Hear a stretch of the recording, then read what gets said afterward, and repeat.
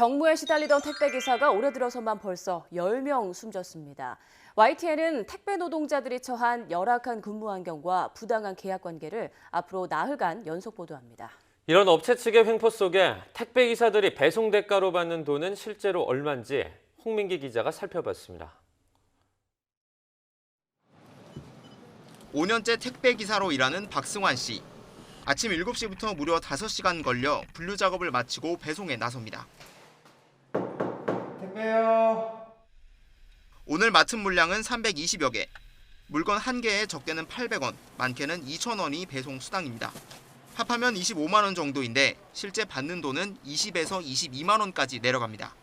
대리점과 본사에 수수료를 떼줘야 하기 때문입니다. 물품이 상하거나 망가졌을 때 파손 비용까지 물어줄 때면 더 남는 게 없습니다.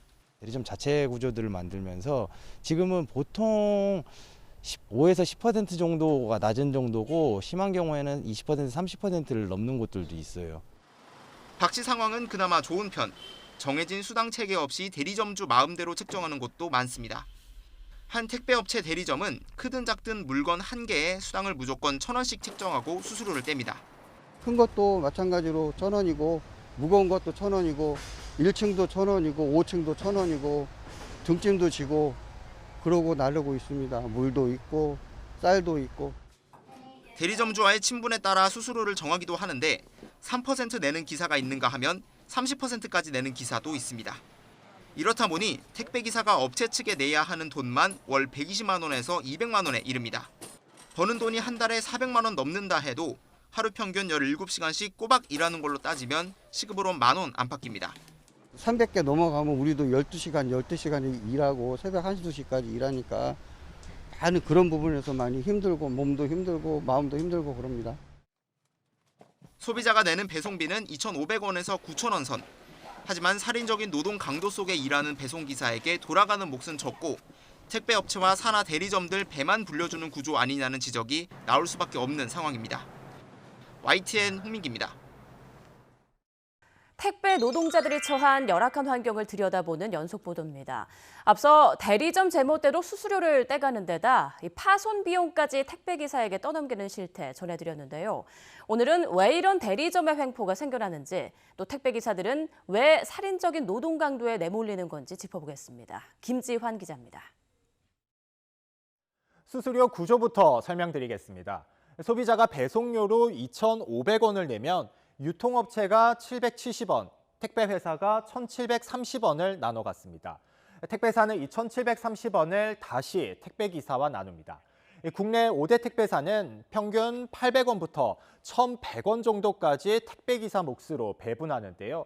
문제는 이 금액조차 오롯이 받을 수 없는 고용 형태입니다. 택배사는 일반적으로 본사, 그리고 대리점, 그리고 택배 기사로까지 이어지는 하도급 구조로 대리점의 기사 관리 권한을 넘깁니다. 대리점이 기사 개개인과 이렇게 배송 위탁 계약을 맺는 겁니다. 이 과정에서 본사가 직접 고용할 때는 없던 대리점 수수료라는 게 생겼습니다. 쉽게 말해서 대리점이 일거리를 배정해 줬으니 기사들더러 건당 수수료를 내라는 겁니다. 대리점 위에 영업소나 취급소가 있는 곳은 단계별로 떼는 수수료도 당연히 더 늘어납니다. 물류센터 하역장 주차비에다 소비자에게 내는 택배 안내 문자료까지 기사들에게 물리는 업체도 있습니다.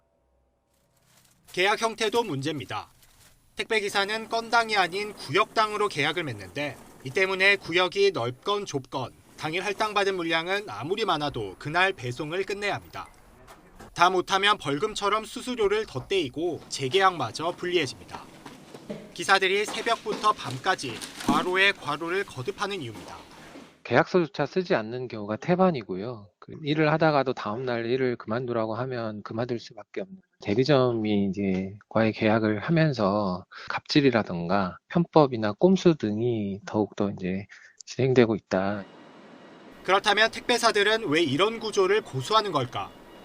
업체들은 배송 지역과 택배 기사들을 효율적으로 관리하기 위해서라고 설명하지만 각 지역에 세세한 거점까지 좀 확보를 하는 부분에 대해서 그 부분이 조금 더 운영을 효율화하기 위해서는 택배 시장이 커지는데 어느 정도 좀 기여도 했다라는 부분도 좀 있거든요.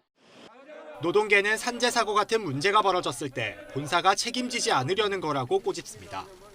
실제로 과로로 숨진 CJ 대한통운 택배기사 김원종 씨가 산재 적용을 받지 못하게 됐을 때도 본사는 대리점 일이라 개입하기 어렵다고 말했습니다. 다른 노동자들이 받고 있는 안전보건상의 이제 그 조치들, 혜택들 이런 것들을 좀 잘 못 받아요. 원청은 나 몰라라 하는 경우들이 많단 말이에요. 왜냐하면 이제 자기 노동자가 아니라고 이제 보는 거예요. 지난 8월 과로를 줄이겠다며 공동 선언까지 했던 정부와 택배업체들. 그러고도 사망 사건이 잇따르자 정부가 택배사 긴급 점검에 돌입했지만 택배기사들은 무엇이 바뀌겠느냐고 반문합니다. 다단계 하도급 구조가 유지되는 한 뒷짐진 본사, 횡포 부리는 대리점의 근본이 달라지진 않을 거라는 한탄입니다. YTN 김지환입니다. 택배 노동자가 처한 왜곡된 고용 환경에 대한 연속 보도입니다. 택배 기사들은 대부분 산업재해보험에 가입하지 않았고 여기에 대리점 측의 압박이 작용한다는 사실 많이 알려진 내용인데요. 이 산재법에 들어있는 독소 조항 때문인데 왜 이런 법이 만들어진 것이고 바뀌지 않은 건지 홍민기 기자가 들여다봤습니다. 서울의 한 주택가입니다. 이곳 골목골목을 누비며 물건을 배달하는 택배 기사님들, 과연 산재보험엔 잘 가입돼 있는 걸까요? 직접 만나보겠습니다. 기사님, 산재보험 가입하셨나요? 가입 안 된 걸로 알고 있습니다. 아니요, 저도 아직 가입돼 있지 않고 있습니다. 아니요, 안 돼 있습니다. 가입했다는 기사를 찾기가 힘듭니다. 지난 3년 동안 산재보험 적용제외 신청서, 즉 산재 혜택을 받지 않겠다고 한 택배기사는 10명 가운데 6명꼴. 계약서도 쓰지 않은 채 일하는 기사들까지 따지면 실제는 더 많을 것으로 추정됩니다. 왜 이런 건지 법을 들여다보겠습니다. 2008년 도입된 14개 직종 특수고용 노동자들을 위한 산업재해보험법. 입사와 동시에 의무 가입되고 보험료를 회사가 부담하는 일반 노동자 산재보험과 달리 보험료를 사업주와 노동자가 반반씩 내도록 한 데다 노동자가 신청하면 보험을 들지 않아도 된다는 예외 조항까지 뒀습니다. 모든 특수고용 노동자들이 한꺼번에 가입하면 업계 부담이 커진다는 이유에서였습니다. 택배 대리점도 기사들도 당장 매달 내야 하는 보험료가 부담돼 산재보험 적용제외 신청서를 쓰는 게 관행이 됐고 배송 물량을 주지 않거나 재계약 안 해주겠다고 압박해 신청서를 강요하는 대리점도 생겨났습니다. 이거 안 쓰면 어떻게 된다라고는 잘 하지는 않는데 그렇게 안 해도 안 쓸 수 없는 분위기 자체예요, 현재. 몇몇 소장들은 이제 이런 거 안 쓰면 재계약 자체가 안 된다. 대리점이 이런 식으로도 얘기를 하고. 정부와 국회는 지난 2013년부터 산재보험 의무화 법 개정을 추진했지만 번번이 무산됐습니다. 기업 부담이 커진다며 강하게 반발한 업계의 입김이 작용했던 겁니다. 택배 근로자처럼 굉장히 많은 근로자들을 채용해가지고 일을 해야 되는데 사고가 발생할 확률도 굉장히 높다. 이제 사고가 발생하면 산재 요율이 올라가서 계속 비용이 증가가 되니까 예외가 있어야 된다. 뭐 이런 얘기가 먹혀들었겠죠. 노동계는 늦었지만 이제라도 법 개정에 속도를 내야 한다고 강조합니다. 사측이 보험료를 부담하게 하고 적용제외 신청서 자체를 없애는 등 독소조항 3개부터 바꿔야 한다는 겁니다. 특수고용직으로 분류할 게 아니라 금기법상 노동자직까지 인정해야 되지 않을까. 궁극적으로 전국민 고용보험처럼 노동력을 제공하고 보수를 지급받는 모든 노동자에게 산재보험의 적용을. 과로에 시달리다 죽어도 보상조차 받지 못하는 허무한 상황이 이어지는 걸 막기 위해 시급한 산재법 개정. 더는 업계 반발에 무력화돼선 안 됩니다. YTN 홍민기입니다. 택배 노동자들이 처한 왜곡된 고용 환경에 대한 YTN 연속 보도입니다. 이딴 과로사로 국민적 비난에 휩싸인 CJ 대한통운이 여론에 떠밀려서 분류 작업에 추가 인력을 투입하겠다고 밝혔지만 다른 택배사들은 분류 작업은 기사의 몫이라며 난색을 표하고 있습니다. 분류 작업을 둘러싼 갈등이 쉽게 정리되지 않는 이유는 법에 명확한 근거가 없기 때문입니다. 김지환 기자입니다. CJ 대한통운이 내놓은 대책은 분류 인력 4,000명을 단계적으로 투입해 택배 기사들이 배송에만 집중할 수 있게 하겠다는 것. 모두 4,000명이며 내달부터 단계적으로 투입할 예정입니다. 매년 500억 정도의 추가 비용이 들 것으로 예상되며 기사들은 이런 대책이 업계 전반으로 확산하기를 기대하면서도 국면 전환용 아니냐며 의심의 눈초리로 지켜보는 분위기입니다. 택배사들이 추석 연휴 전에 분류 작업에 필요한 임시 인력을 투입하겠다고 약속했지만 제대로 지키지 않았다는 겁니다. 분류작업 인력을 투입하겠다고 약속한 우정사업본부가 단 한 건의 분류작업 인력 투입에 대해서도 우리에게 공유해주지 않았고, 발표를 지켜본 다른 택배사들의 분류 인력을 따로 고용할 계획이 있는지 물어봤습니다. 하게 나올 수 있는 사안은 또 아니라서 현장도 좀 매칭을 해봐야 되고 또 그런 부분이 있습니다. 나왔다고 해서 제가 바로 이제 하는 건 아니고 뚝딱 해가지고 말로만 하겠다 그런 식으로 나오는 게 아니기 때문에 하나같이 부정적입니다. 여전히 분류는 배송하는 데 필요한 사전 작업인 만큼 기사들이 맡아야 한다고 말합니다. 규정이 어떻기에 이런 주장이 나오는지 살펴봤습니다. 특수고용 노동자인 택배기사에게 적용되는 화물자동차 운수사업법엔 운송 자격과 자동차 등록번호판 조항이 전부입니다. 택배 종사자의 업무 범위에 대한 설명은 따로 없습니다. 이렇다 보니 노조 측은 하지 않아도 되는 분류 작업 때문에 과로사에 내몰린다고 주장하고 택배사들은 기사들이 받는 배송 수당에 분류 작업비도 포함된 거라고 반박합니다.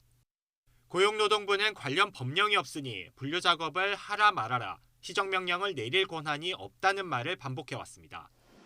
따라서 노동계는 업체의 대책 발표도 중요하지만 임시방편이 되지 않으려면 법부터 제대로 바꿔야 한다고 강조합니다. 분류 작업을 포함해 택배 노동자들의 업무를 명확히 규정하고 지키지 않으면 처벌하도록 표준 계약서를 만들어야 한다는 겁니다. 계약 내용을 구체화하는 거죠. 건당 수수료를 얼마를 주는데 이거의 안에는 이런 업무가 포함되어 있는 거다.